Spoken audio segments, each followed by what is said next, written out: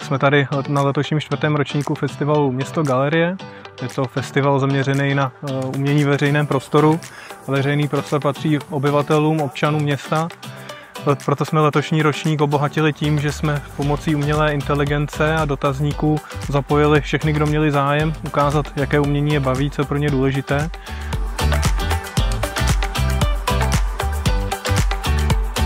V Boleslavi občania sa v podstate vyjadrili formou dotazníka, aký charakter by tento umelec mal mať, akým štýlom by mal tvoriť. A na základe týchto dát sme vytvárali prompty znova cez umelú inteligenciu a tieto prompty sme následne používali na vytváranie týchto diel.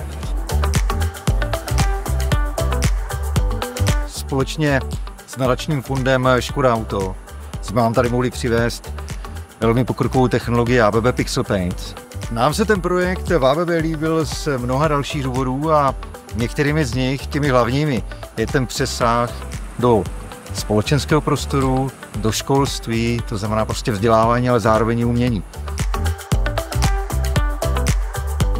Je to, dá sa povedať, taká nová forma graffiti, kde vlastne v tom celom procese človek nefiguruje a človek len dáva zadanie a následne umelá inteligencia naozaj kreatívne tým procesom prechádza, vytvorí dielo, ktoré následne roboticky aplikujeme na tú stenu. Takže toto je naozaj na tom svetový unikát. For us from PPG was really interesting to participate from this project. This paint is for the cars. Ta story je jako širší, použít robota z lakovny, vytáhnout to ven a upravit to tak, aby mohl malovat na zem.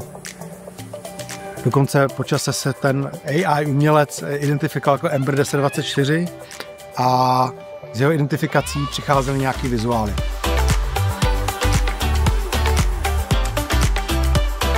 Našim žákům a dětem jsme mohli ukázat, že Mladá Boleslav není jenom výrobná, ale je prošpikovaná různými technologiemi a věřím, že nás to motivuje k tomu, abychom ještě víc mohli pracovat s moderními technologiemi.